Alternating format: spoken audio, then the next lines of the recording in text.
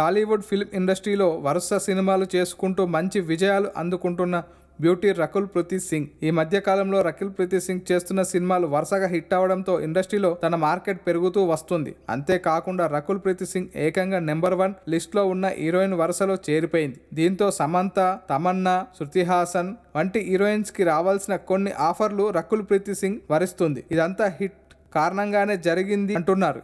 ఇదిలా ఉంటే తాజాగా టాలీవుడ్ ఫిల్మ్ ఇండస్ట్రీలో రకుల్ ప్రీత్ సింగ్ని కొంతమంది టార్చర్ పెడుతున్నారని అంటున్నారు. అయితే వీరు ఫిల్మ్ ఇండస్ట్రీకి చెందిన వారే కావడం విశేషం.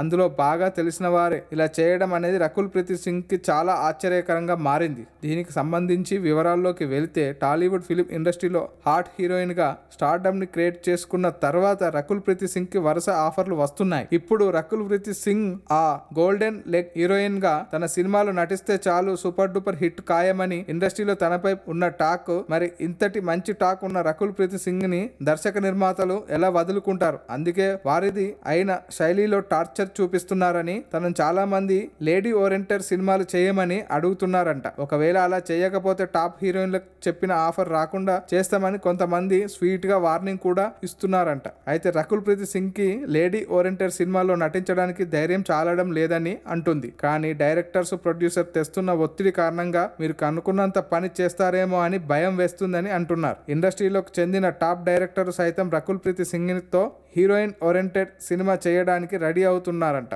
ఒక రకంగా చెప్పాలంటే వీళ్ళు తన టార్చర్ చూపిస్తున్నారని చెప్తుంది. అయితే ఇదంతా నమ్మకం తనపై ఉన్నందున రకుల్ ప్రీత్ సింగ్ మాత్రం చాలా హ్యాపీగా ఉందని అంటున్నారు. మీకు నచ్చినట్లయితే సబ్స్క్రైబ్ చేయండి. ఫిలిమి స్టార్స్ బోలెడంత న్యూస్ బోల్డ్గా.